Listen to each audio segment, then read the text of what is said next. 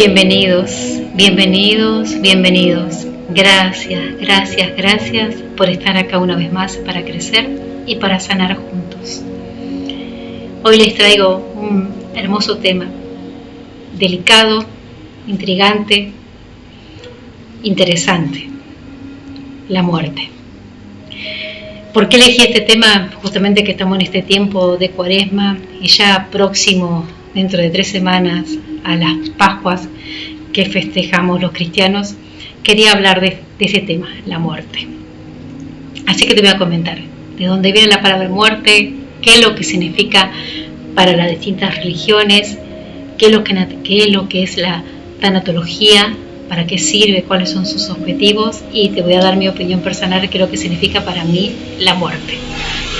Bien, la muerte proviene del latín mors o mortis, que significa literalmente eso, significa muerte, así, llanamente, no tiene más explicación. Ahora, entrando justamente en materia de qué es lo que significa para las distintas religiones, voy a comenzar primero porque comenzó ahí para los egipcios. ¿Qué es lo que significaba la muerte para los egipcios? Para los egipcios, lo más importante era alcanzar la vida eterna. Para ello realizaban hechizos, rituales, grandes tumbas y embalsamamiento. La muerte era un paso anterior al reino de Osiris. Creían también en que cada ser humano tenía un cuerpo físico y un Ka. El Ka es la fuerza invisible, inmaterial, el espíritu o el alma, lo que le llamaríamos nosotros.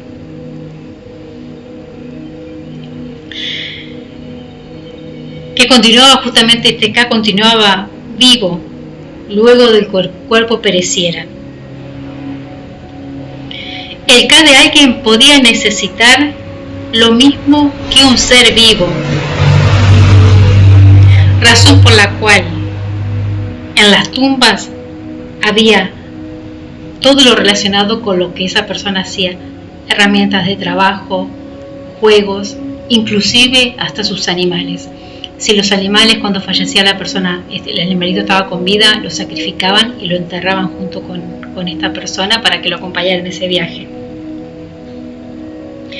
Dice, el Ka podría necesitar también unirse al cuerpo físico, y esa es la razón por la cual ellos momificaban. Dice, aún sabiendo de que el cuerpo material no podía hacer ese paso del mundo físico al mundo espiritual, en cambio el Ba, su personalidad, sí lo hacía. Y es justamente su personalidad, o sea, el Ba, y él lo que daba ese paso. Una vez en que el Ka y el Ba se unían, podían hacer el viaje hacia el cielo, donde se resucitaba como un Aksh, o sea, como un espíritu, y allí vivía para siempre. ¿Qué es lo que significa la muerte para los cristianos? Acá los cristianos en general, la muerte no es el fin en sí mismo, sino el paso a los lugares de premio o castigo por la manera en que se vive la vida terrenal. La muerte es un paso hacia la vida eterna, precedida por el juicio final. La muerte rompe la unidad entre el cuerpo y el alma, para que una vez descompuesto el cuerpo, el alma pueda elevarse e ir al encuentro con Dios. En cambio, para los budistas, por dicho, creen en la reencarnación. Dice, la reencarnación tras la muerte del cuerpo físico, permitiendo así conseguir mejoras constantes a lo largo de estas vidas y en la actual, para liberarse del samsara. Esto se refiere justamente a agarrar, si yo en una vida anterior, vamos a suponer en una vida anterior, tuve muchos karmas, relacionado con el miedo, por ejemplo, ¿no es cierto? Y entonces, ¿qué es lo que me hace provocar ese karma? Bueno, que en esta vida justamente vuelvo a tener experiencias de miedo, pero para ser superadas. El karma está mal visto. Nosotros tenemos la mala costumbre de decirle karma a un castigo. Y la palabra karma no significa eso. La palabra karma significa tener la posibilidad de tomar una mejor decisión, ¿sí? El samsara es liberarse justamente de esto, estar reencarnando, reencarnando, reencarnando. O sea, a medida que vamos sanando, que vamos integrando y que vamos trascendiendo, se termina el samsara y justamente viene la otra de poder liberarse y agarrar y ser directamente un ser iluminado. ¿Qué es lo que significaba la muerte para los mayas? Interesante también. Dice, la muerte para los mayas era un cambio de estado. Un cambio de estado en el que el espíritu se volvía inmortal y servía a los dioses en diversos sitios determinados. Para los mayas la muerte no le causaba miedo, sino que era vista como un paso entre el mundo de los vivos y el mundo de los muertos. También creían en la inmortalidad del espíritu y en otra existencia después de la muerte del cuerpo.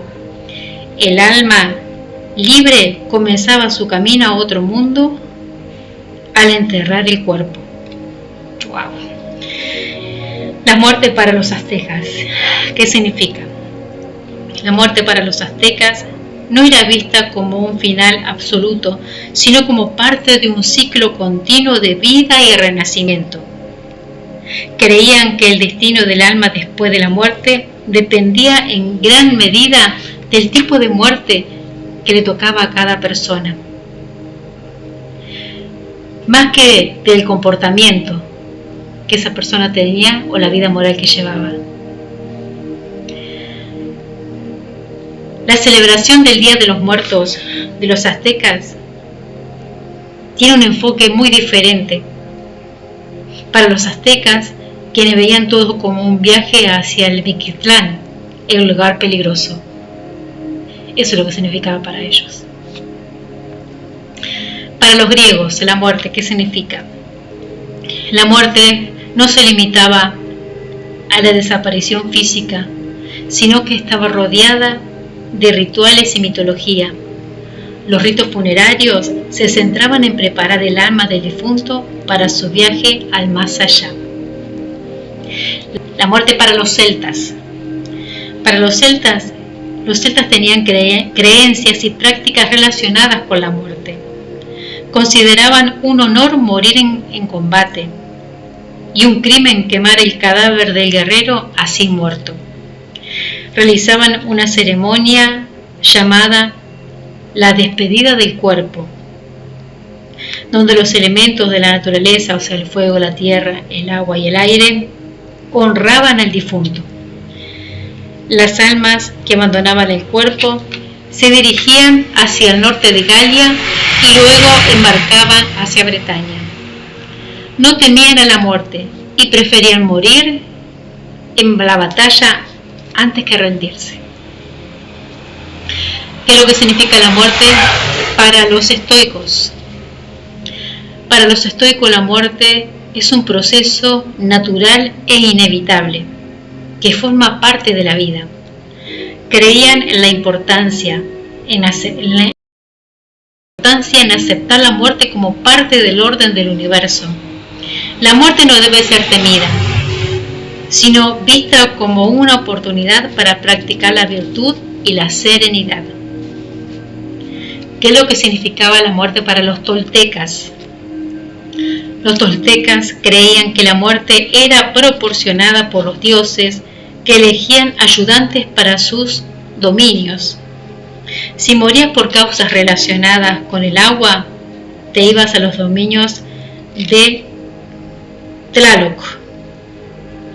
Si morías en guerra o en labores de parto, ibas a los dominios del sol. La eutanasia era un ritual que tenían directamente los toltecas. Y se daba bajo dos aspectos: cuando el rey tolteca cumplía 52 años, o bien cuando había una persona que tenía una enfermedad muy grave o un anciano. Se inducía justamente a la muerte.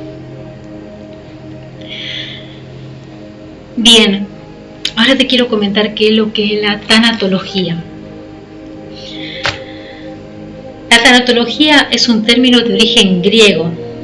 Thanatos significa muerte y logos, estudio o contrato. Estudio o tratado. Se define entonces la tanatología como el conocimiento científico de la muerte que proporciona ayuda profesional a la persona integrando su ser biológico, social y espiritual para vivir en plenitud, incluyendo la muerte. ¿Cuál es el objetivo de la tanatología? Su objetivo: ayudar a las personas en su proceso de aceptación de la muerte como un proceso natural, preparar a las personas a asumir cualquier tipo de pérdida, educar a tratar en forma humana e inteligente a quienes están cercanos a la muerte, entender la dinámica de la pena, de manera más humana. El principio de autonomía, respetar el principio de autonomía, donde el individuo puede tomar sus propias decisiones relacionadas con el proceso de morir o de su propia vida. El apoyo durante el proceso de duelo para los adultos o niños por medio de actividades o tareas que ayudan a superar la pérdida. Acciones a crear un espacio seguro donde las personas puedan expresar sus emociones, como el miedo, la tristeza y la clara incertidumbre de no saber cómo manejarse en el futuro. Bien, la verdad que el tema de la muerte es un tema que a nosotros en general nos da mucho más miedo. Tenemos miedo a la muerte.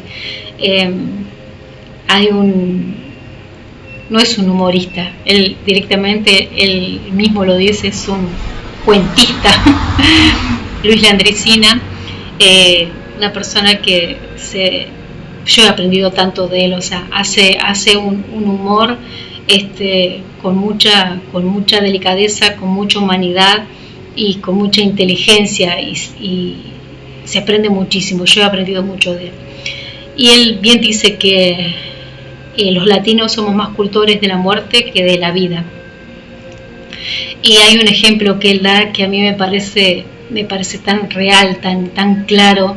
El ejemplo dice que cuando nosotros nacemos tenemos miedo a nacer, porque cuando nacemos pensamos que estamos muriendo. Y lo mismo nos pasa cuando morimos. Cuando morimos para nacer. Según tu religión o tu espiritualidad, puede ser la vida eterna, puede ser el más allá, puede volver a ser la fuente, puede ser la conciencia, como quieras llamarle. Pero hay algo que me llamó muchísimo la atención, es que para las distintas religiones y demás es un paso. O sea, hay que pasar por la muerte sí o sí, creas que hay vida o no después de ella. Y qué casualidad que la palabra para Pascua significa paso también. Así que esto de morir, tenemos que tomar conciencia de que no morimos, ¿sí? Pues yo te voy a hablar desde mi postura. Yo soy la convencida de que no morimos, y voy más allá de las religiones. Te hablo desde un punto de vista de la espiritualidad. O sea, Dios es amor y es la fuente de amor total. Dios no muere. Y si soy hecha a imagen y semejanza suya, tampoco puedo morir. O sea, lo que perece y lo que muere es el cuerpo físico, pero lo que yo soy en realidad, o sea, va más allá de mi cuerpo. Nosotros nos identificamos muy, muy fuertemente, tenemos una asociación muy grande con nuestra personalidad, o sea, con nuestra persona, y el cuerpo con nuestro ser, ser con mayúscula, ¿sí? O sea, cuando muera, no muere, o sea, cuando muera Paola, no va a morir Paola en su ser con mayúscula, va a morir Paola el personaje, Paola el cuerpo físico, pero lo que yo soy en realidad no, eso vuelve a su origen, y mi origen es Dios, es la fuente, es la inteligencia, es la energía suprema. Lo que yo soy en verdad regresa a su fuente. Lo que yo hice fue agarrar y tener este cuerpo físico para poder experimentar humanamente un montón de cosas en mi caso, experimentar, perdonarme, amarme cada vez más y mejor y hacer cada vez menos juicios. Ese es mi aprendizaje, o sea, es lo que yo he logrado entender, el para qué nací. Y obviamente, o sea, si tenemos esto del tema de la reencarnación, hay algunas personas que